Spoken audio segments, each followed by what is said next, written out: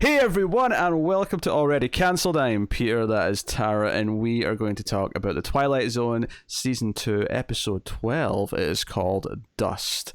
So, full spoilers for the episode as always. This episode is set in the Old West, and it is about a man who has been hanged because he drunkenly killed a child. Ran over the child, then drunkenly took out a knife and go, "I'm going to kill you, you little wedge." Yeah, it was a DUI. DUI, but that's the weird thing though. You don't think, I don't think if it's a DUI because they're in the Old West, but okay, but there's still carriages, there's still horses, still. Yeah, he was drunk, and things got a little out of control. I would like to think one of the benefits of riding the horse is that if you're drunk, the horse will be sober still and can autopilot for you a little bit. Maybe it's No? yeah. Or if you're a kid and there's like a 4-horse carriage like coming down the road, like you think you'd be able to hear it coming. I don't know. Maybe this happened a lot. I'm not sure. So you say it's the kid's fault. The kid's an idiot. Yeah. I like to blame the victim usually, especially when they're very young. You had to take that and twist it to make it sound like it was supposed to be a dark joke. I was going for dark humor, okay? Yeah, right. So was I. Yeah, but then you made it look like I was being bad. Anyway, so that this guy's in the jail cell, and it's the countdown to his demise, and we have this kind of charlatan that comes out of town. This guy who sells stuff, this vendor. Mm-hmm. He sells booze, he sells everything.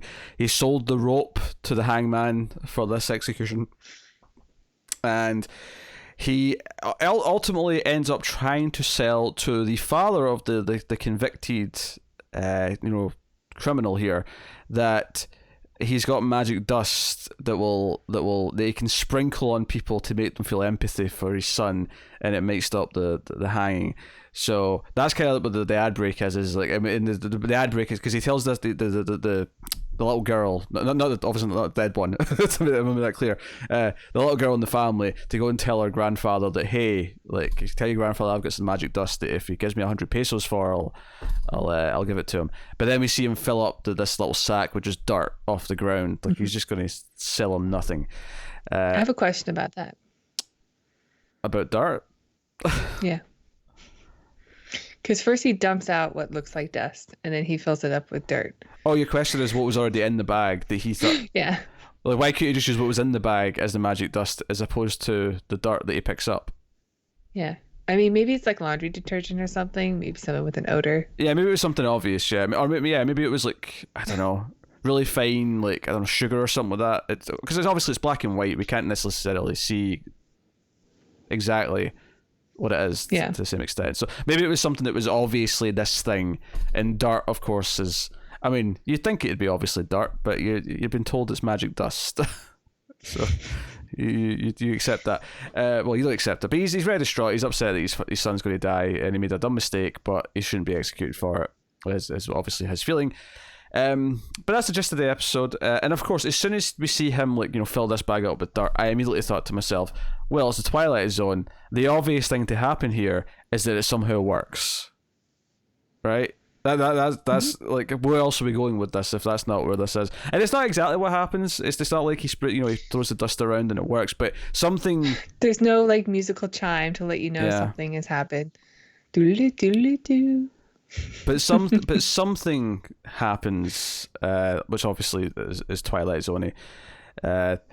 But which I actually, and there's an irony to it that I really like. I'll just say what happened before so before I ask you if you like the episode. So basically, after he's thrown the dust around and he looks kind of silly as he's doing this, the rope breaks. We hear the sound of the trap door being released, and we hear the thud, and we think, oh, he's just been hanged.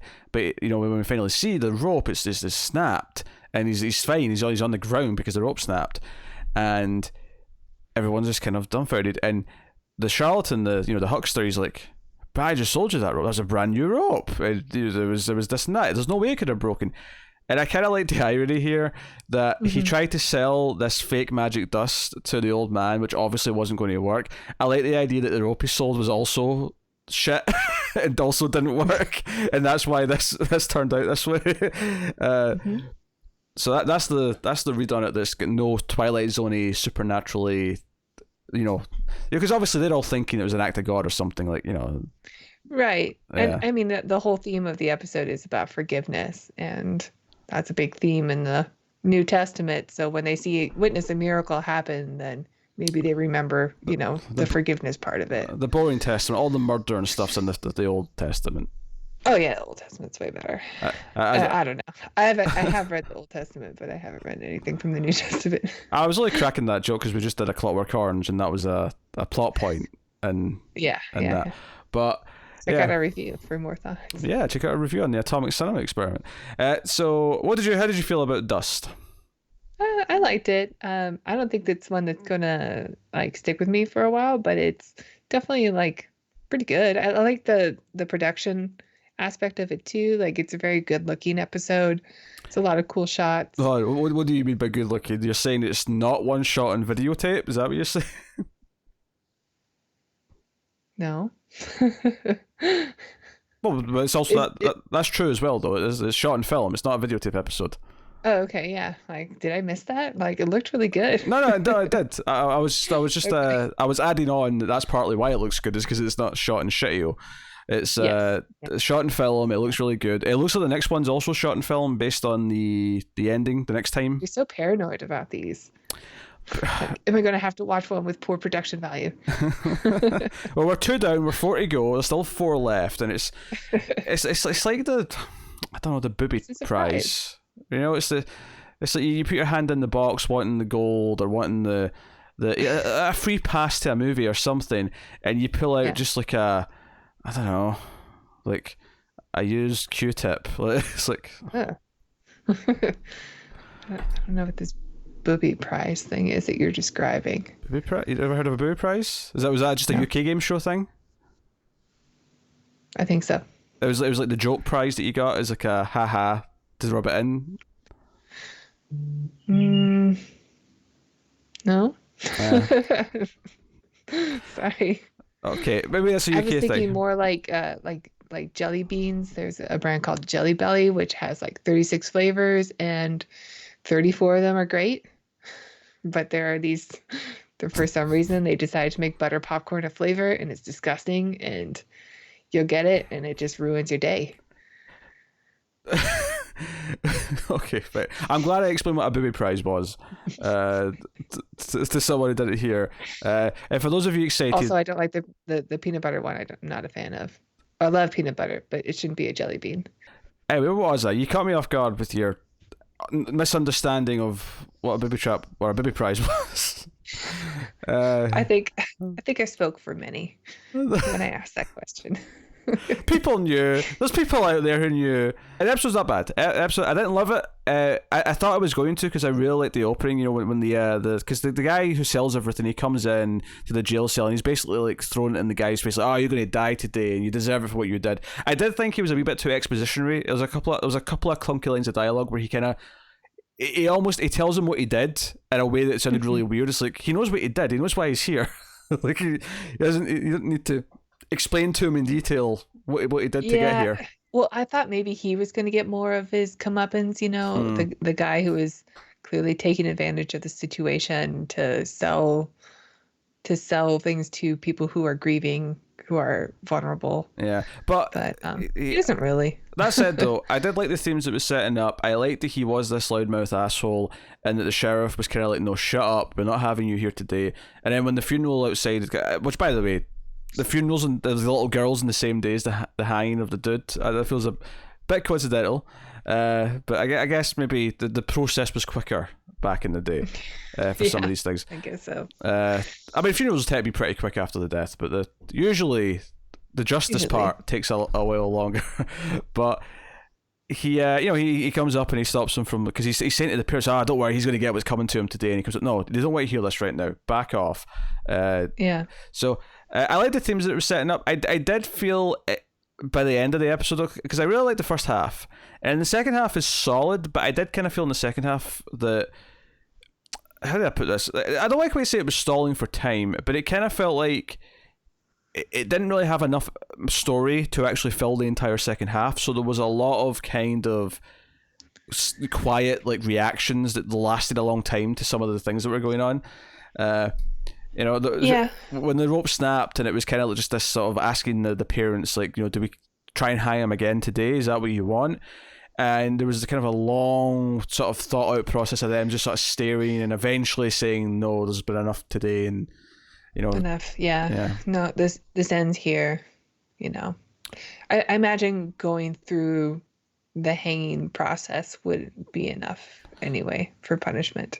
Yeah. To think until the very last minute that you are a dead man and to Yeah. come out the other side. Because the mum says that, hey, he's you know he's maybe suffered enough now, and Yeah. I got why she said that, but at the same time I'm almost thinking like, would the mother of a dead child really say that this quickly? You know, because it's a big thing. If you know, kind of, oh, they've suffered enough now. Maybe they don't seem very vengeful though. No. Like they still are just mourning. Like, you know, it could be like just yeah, this has been enough.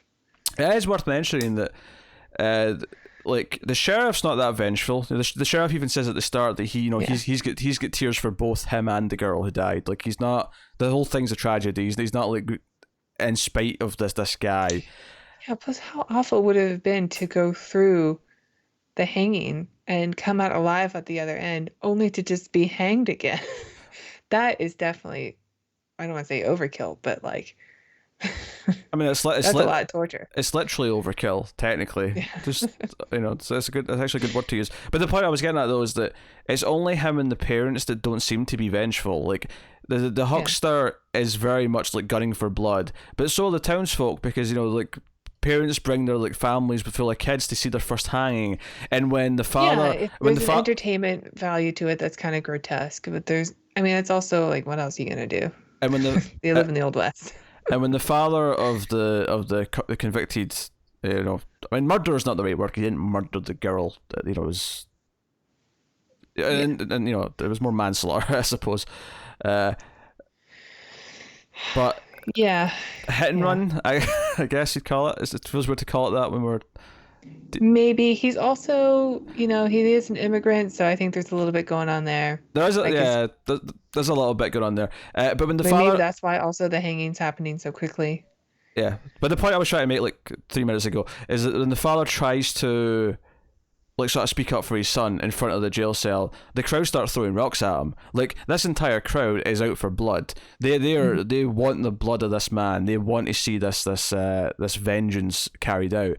And the parents of the actual victim are a lot more somber. The sheriff is a lot more somber. The weight of what's actually happening, like they're the only ones who really seem to actually feel what's going on here. And maybe the parents do. You know, they've went for this hang and they're going to it.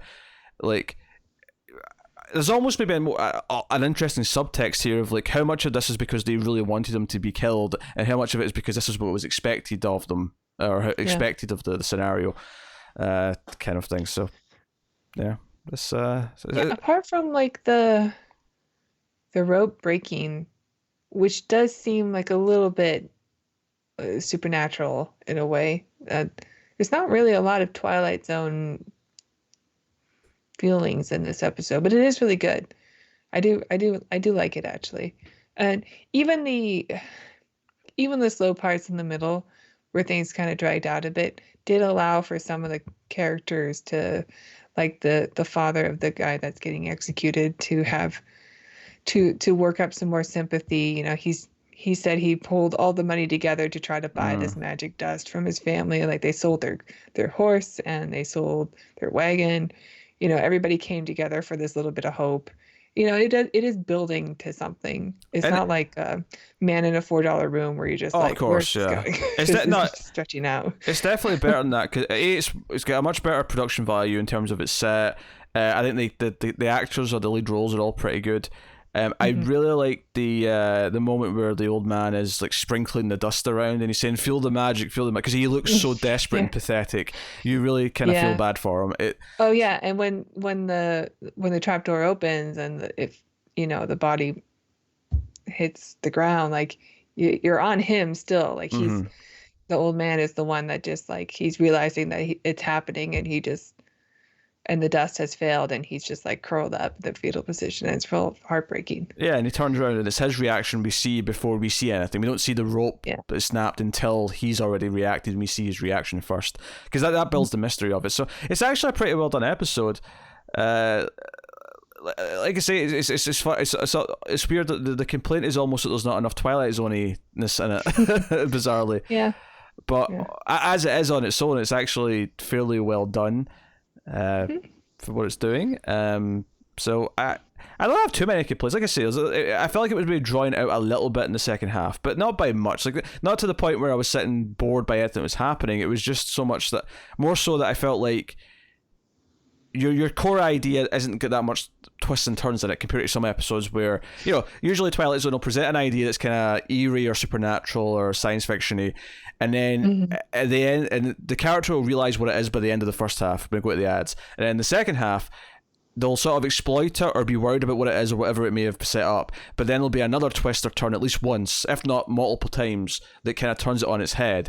And this doesn't really quite do that. I suppose it does it in a tiny way in that you're expecting the dust to do something or not do something, and then it's just something else that happens. But it's not the same as most episodes. And again, that's not even really a complaint. It's just that... Not really, no. It just feels different. We've had a couple like these before, so... And yeah, they work. I like this one, I think, more than the Western one we got in the season 1. The Time Traveler? No. Although I think we're getting time travel next time. We are getting Time Traveler next time, yeah. No, not that one. The gunslinger guy. Oh, Mr. Denton on Doomsday? Yes, that one. There you go. No, I like this one more as well. I'd agree with that. I do think it's interesting though how many episodes, because even that one kind of, although I don't know if he was selling it in that. Oh, I think he was actually. How many like times there's like a mysterious like character who sells something, and it does something. That mysterious person who was selling the elixir was like very Twilight Zone-y. Yeah. Even like borderline Stephen King. That's it. I feel like we have had con men like this before. They've just been used in different ways as opposed to this. Definitely. Yeah, this is a favorite subject of Serling for sure. Yeah. So, no, I thought he had a lot of like, well, the actor, he had a lot of charisma in kind of a sleazy way. You know, he was a very sort of, he always had that energy to him. The sheriff was very composed. Obviously, the guy who was going to get hanged, he obviously didn't have a lot to do. But the few moments he had though, when the little boy comes up to him at the bars and he's like, "Are you going to be hanged?" And he's like, "Yeah, that's me, kid." He's like, "Is it going to hurt? If God wills it." So. Which I suppose is like your line that kind of sets up that this is maybe God's will. That I kind of like the idea that there's nothing supernatural, and it's just that the rope that he sold them was shit. Yeah. He claims it was new and it was strong and all these things, but no, it was just a shit rope. He conned them. So it's kind of beautiful in a weird way in that sense. But hey, that was the episode. That was Dust. Which it's obviously Rod Serling shows up at the end, tells us about next week's episode. As Tara mentioned, there's possible time travel, although there may be actual time travel, and because it's Twilight Zone, that's very possible. But it kind of sounded from the description, the way he described it, it's called Back There, the name of the episode. The way he described it, it sounded like it was more characters theorizing about time travel, and I feel like if I was to guess I'm not even going to read the description yet, I'll do that in a second. If I was to guess, my guess would be that this episode is characters in a room theorizing, because he brings up, you know, the assassination of Lincoln, right? They're theorizing in a room what would happen if you stopped that from happening or whatever. And then the twist would be that one of them already did that, and that Abraham Lincoln originally didn't get killed, but it happened because one of them went back in time. That's my guess. But you've already watched all these episodes.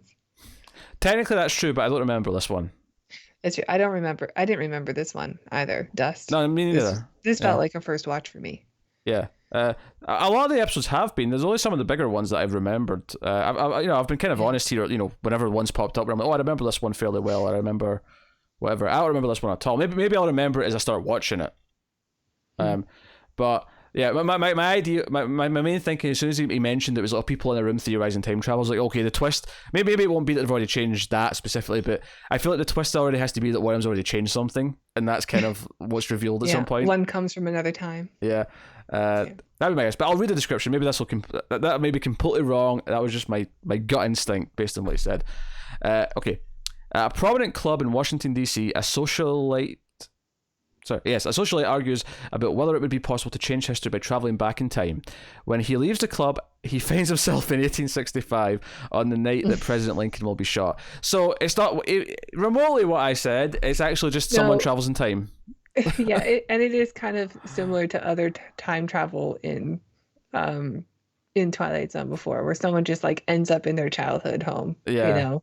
Yeah, which I'm sure it's going to have us asking the question: did he really time travel, or is just this like a thought process in his mind? Yeah, all the time travel episodes seem, with the exception of that one where the guy actually like came through in a machine. It's all very much like this could be a dream. It's very dreamlike, version of time travel. Yeah. I'm sure they'll do a variety as we go here. But yeah. So that's coming up next time on Twilight Zone. You can let us know what you thought of this episode, Dust, in the comments below. You can like and subscribe, all that stuff. Get us on the Twitters at mailed_fuzz for channel updates. If you want to support the show and the channel and everything we do here, you can go to patreon.com, can't you, Tara? Yes. You almost did it. Yeah, you can check out our Patreon page. It's patreon.com/mildfuzztv, and donating as little as $1 per month will get you a bunch of bonus stuff. We have outtakes that you get to watch, some tangents, a lot of wrestling stuff, like talking about wrestling. Well, it's not a lot. It's like once a week at most, me and Matt will talk a little bit on a Saturday and we'll put it up as a bonus thing. We didn't do one for the last couple of weeks though, so it's not that often. Well, I mean, if you're looking for a wrestling show with Mild Fuzz TV members, you can get it for $1. Jesus. All right. Once a week. I don't know. It always shows up in my feed. Also, you get episodes of our science fiction movie review show, the ACE, the Atomic Cinema Experiment. Check it out. We got a sweet backlog. There might be some David Carradine films coming up, so maybe they're already up. I don't know. There's one already in there for sure. The schedule. There might be a second one in there by the time this goes up, yes.